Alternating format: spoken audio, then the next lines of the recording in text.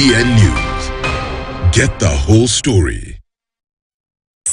Risks, costs, and more. What I read before the break, right, is what I would call and more, because it's really important for the entire ecosystem when you're having your surgery done to be up and up, to be valid, right? Just because one person may be a doctor, the rest also need to give you some sort of comfort and security, right? Yeah, 100%. What is the first thing you'd advise somebody who's looking to get cosmetic surgery done? We had the case of the lady who wrote to me and she said she had excess skin as a result of extreme weight loss. So I'm assuming she was highly overweight, borderline obese. You know, her health was at risk. She went on a regimen or had some sort of a surgical intervention. Yeah. What are the interventions that you've seen in your training and in your career? So there's what we call bariatric surgery. Yes. That's what you're talking about. Yes. So we just the essence is to decrease the volume of your stomach so that you basically get that feeling that you're full, right? And effectively decrease your appetite and you lose weight. And it does work, right? Whether people sustain it is what I don't know. And there are significant risks. I'm not a bariatric surgeon. So if somebody came to me with huge BMI, tell them diet, exercise, but maybe consider that option from a bariatric surgeon. And there's some things that they do that are legitimate. And I've seen people lose tons and tons of weight through that. Have you ever conducted or witnessed in theatre skin surgery with regards to excess weight loss? Yes. So after excess weight loss, the patients would ideally seek a plastic surgeon, plastic and reconstructive surgeon. Now, what the procedure is called is body contouring. Yes. So it's basically tightening. Okay. Right? Tightening the arms. You can imagine if you've lost a lot of weight, everything is sagging, right? Whether you've done it through exercise or whatever. So I think sometimes there's a genuine need for that. Yes. Yeah. So cosmetic surgery, what I want to reiterate, it's aesthetic. It's to do with looking good, but it's also functional. So a lot of people have problems with what do we call an apron? We call it an apron. You know when the tummy hangs. Yeah? Oh, so you've lost weight. The tummy is hanging and it's empty. You even get in a thrash. Oh, and it's empty. Okay. Yes, I've seen it on TV. Thrash under your boobs. So the arms are flabbing. You get the thighs are also flabby. You get friction burns from that. So there is a functional need to doing that. So I can't sort of belittle somebody and say, oh, you just want to look good. So there is a need for that. And I think maybe that lady was going for that. I think that's exactly what she was going for. What are the risks of so that? The risks of that. Yes. So first of all, you have to be fit for any surgery. Okay. You know, to be put under anesthetic. Okay. Your heart has to be working well. All right. To heal well, you have to have your blood sugars right. So your blood pressure right. You have to eat well. People ignore that. So if a surgeon is not telling you all these things, have your question mark. What is eating well? Because a lot of people will think honestly, they honestly think they're eating well, and yet a doctor comes and says, no, you're not eating well. I say I'm not extreme in terms of you need to do this diet or you need to do that diet, but just be realistic, healthy, balanced, lots of fruit, lots of veg, 5 a day, lots of water. That's the main thing. Okay. I just keep it simple. Okay. Lots of fruit, veg, at least 5 things a day. Less fried. Lots of water. Less fried. Less salt. Oil. Less processed. Okay. That's the other thing. Okay. Big thing. Okay. Less processed. Less processed. If it's coming out from the ground like that, it's all right. It's okay. Okay. If it's coming from a packet, think twice. Okay. Before you eat it. All right. Yeah. All right. I like that. So we've talked a little bit about the surgery, but I don't really get into the details of cosmetic surgery options. Yeah. It's a game I used to play as a child. I play it with my child all the time. It's called head, shoulders, knees, and toes. So we're going to start with the head. Yeah. And all of these, remember, I'm asking for a friend. Yeah, definitely. What can we do from the neck up cosmetically? What are they doing? So first of all, my thought, neck up cosmetically, I think the aesthetic, we call it the aesthetic of our race, black people, we've got very good aesthetics. Exactly. We don't have we've got, You know what I For mean. us to you know look what old, I'm getting at. it takes a lot. It takes a lot. Yeah, for us so I to don't look know why old. people in their 20s are going to do Botox. How much people in their 20s are going to do Botox?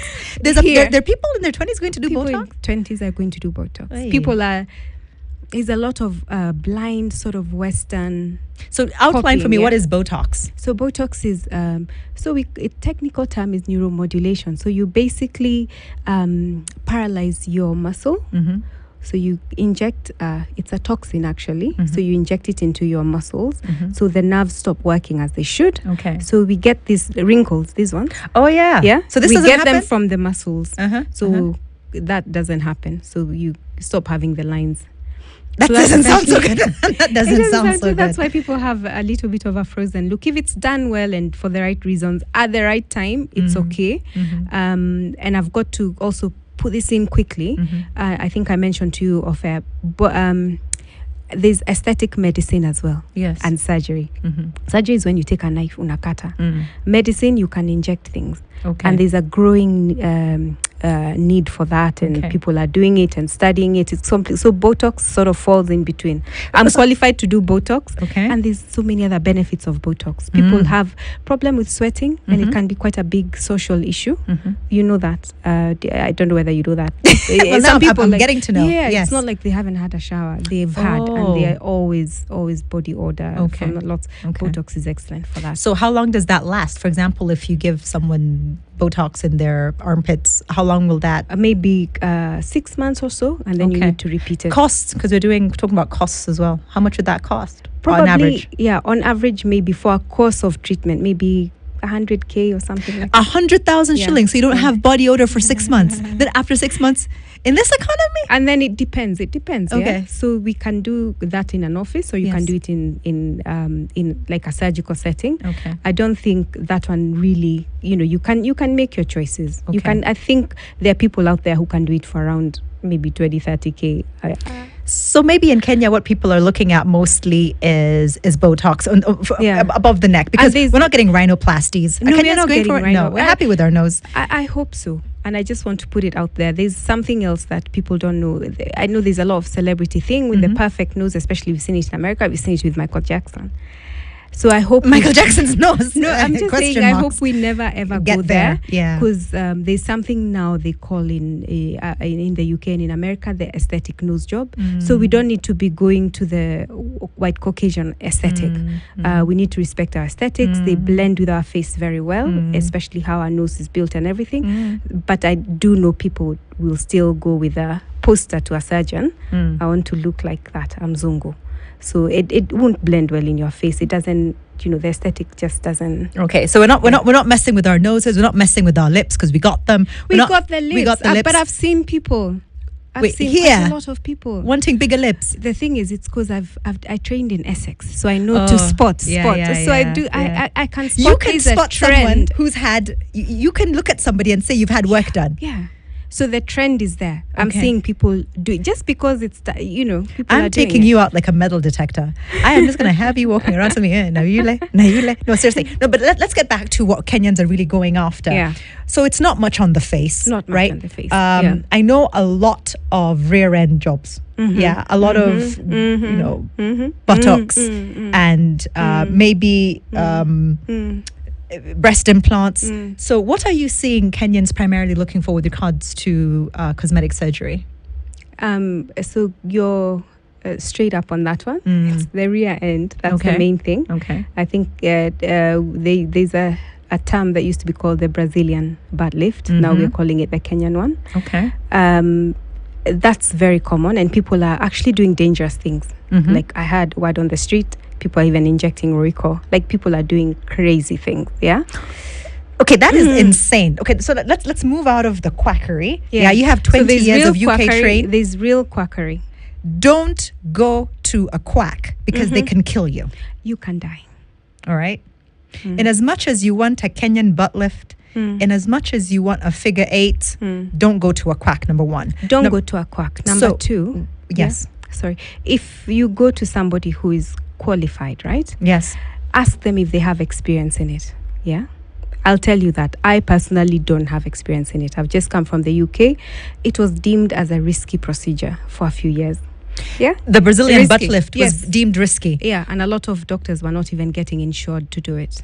Okay, so why is it so risky? It's risky because there's a risk of infection, first of all. With the Brazilian, you take fat from your abdomen or from your flanks. Flanks are the sides on your back. So areas where you don't want the fat, you take them and then you put them where you put the fat where you want it. Okay. So if you there's don't have any fat, like if you're very skinny, then you're told to that's gain not weight much. first so that they can get no, the. we'd never tell someone to. No, gain I'm weight. curious because we need to educate people on these Yeah. risks. If Yeah. if I you go wouldn't to a tell doctor, anybody, no. that's how you know a qualified doctor as opposed to a quack. Yeah. Because the quack will tell you gain Yeah. some weight so we can get some fat. Yeah. So they take the fat from the abdomen They or take from the off flanks. from the flanks or from the thighs, wherever you don't want it, and Okay. then they put it where you want it. It's the advantages. It's good because you can put other things. The other things, synthetic things that you can inject. You can even put silicone, whatever. The low risk of infection is quite high, but with your own natural fat, it's natural. Okay, it's so lower. there's no Okay. risk of infection. What people don't know, because it's natural, you can't really control it. So you put the fat in, the body resorbs some of it. So you end up looking a little bit uneven and there's nothing you can do. And don't blame the doctor that, oh, you didn't, it's the process. Then you have to go back under, get it done again until you get the desired effect. There's a complication that I think people need to consider. I'm not saying you need to be scared of that complication. Yes. But you need to go to a proper doctor. There's a complication where people have died. I think the reported deaths is 1 in 30,000. That sounds like small numbers, but you if don't want to be consider- that one. You don't want to be that one. And if you consider how many people do it, especially America, South America, whatever, it's a lot of people. So a lot of people have died. Okay. Even UK people have died. And that's why it was banned. People need to know that it is risky. It can cause, the fat can go into your blood vessels, cause blockage, and you get serious breathing problems that can be fatal. Yes. So you need to go to someone who has been taught to do it so that you don't get that fatal complication for that specific procedure. And also somebody who's been trained medically to recognize, yeah? So let's go to our friend in the clinic where she didn't think people were qualified. So the reason why you have to go to a proper hospital to get things done, that surgeon walks away, they're not going to be with you 24/7. Those Yes. people looking at you, they need to recognize this one, there's something is not up. Yes. They need to pick it up quickly. People have died in this because of Backyard that. clinics. Backyard clinics, because they don't have qualified professionals. So Yes. you can have the most qualified surgeon, but if the people around him are not qualified enough, you're still in danger. Dr. Ari, I'm hearing that there's an entire ecosystem that needs to be in place in order for safe cosmetic surgeries to Yeah. take place. And we've Yeah. already talked about, the Kenyan butt lift. What about what we're hearing about the mummy tuck? So the mummy tuck, as I said right now, I'm not going to be like, oh, don't do any plastic surgery, but I'll give you the benefits, as you said, and the risks, and then you make a balanced decision. Okay. So benefits, mummy tuck, as I said, some people, you get a baby, we all grow a little bit, gain weight, lose weight, things become a little bit flabby. And I think that's the ideal candidate. But if you're still big, it won't work. It's too risky. I wouldn't take someone under who is big because the anesthetic risk enough is bad enough. Right? Is it true that at a certain point, irrespective of your nutrition, because I hate the word diet, irrespective of your nutrition or exercise, there are just certain areas that cannot be targeted, yeah. and that if you do want to rid yourself of them, Yeah. the only option is plastic surgery?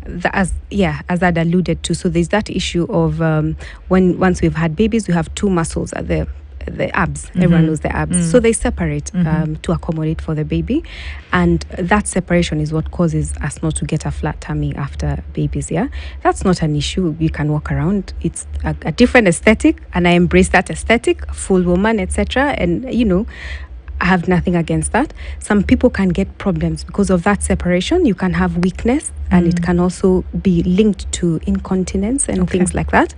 So, and I also told you the problem with the excess skin. Sometimes you can have infections. So there is, there are sort of functional benefits from having a tummy tuck. So having a tummy tuck as opposed to liposuction, two very different procedures. What are the risks of a tummy tuck and the recovery period? So the risks of a tummy tuck are there's big risk of infection, especially the more heavier you are, the more the risk. The wound often breaks down, doesn't heal well. You end up having lots of drainage in terms of lots of excess fluid, which is called seroma. So those are some of the risks, which are, they're not extreme, but the main risk is if you go to someone who's not qualified, they may not respect your anatomy, maybe take out too much, leave you. I've seen people who've gone to get it done by questionable people, and you end up with really bad wounds. A wound that's taking 6 months to cure and heal. Exactly. You don't. And then you can never wear that bikini that you wanted to wear in the first place. You're now back to a single unitard. You can't. You basically are left disfigured for life. Wow. So that's a risk. Okay. So that's a risk you should bear in mind when going for that. Are Kenyans getting breast implants? I'd say yes, they are. 100% they are. But I think because of our body habitats, again, we are not like the Caucasian woman who I think vast majority of them, will do it. I think here we are well endowed, most of us. The other thing I'd say is breast reduction is more popular here. Okay. Yeah, it's the opposite. I had a friend who considered a breast reduction for many years. And then she just lost weight and her breasts reduced naturally. So do you ever see that as an issue, or that people are just heavy and need to just generally lose weight? I know it's hard to target. And do you ever advise them to just try and then to lose overall weight? Any well-trained and qualified doctor should tell you that's the first thing, because even for surgery to be successful when you're overweight, there's clear studies that have shown when you're overweight, your recovery, you have more risks. All the risks I've mentioned, you heighten them with a higher BMI. So that's the first thing. You tell somebody to lose weight. Sometimes it might take a year, it might take 2 years to get to a target weight, a safe weight, and then you get on with a. So to answer you that, it's yes, it should be all the time. If your BMI is more than 28, think about losing weight. If it's more than 35, you have to. It's too dangerous to take somebody under.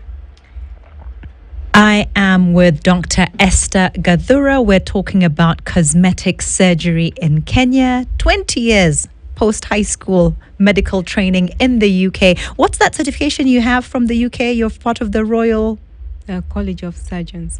You see, Yeah, she fellow. is. She really is. She's a fellow.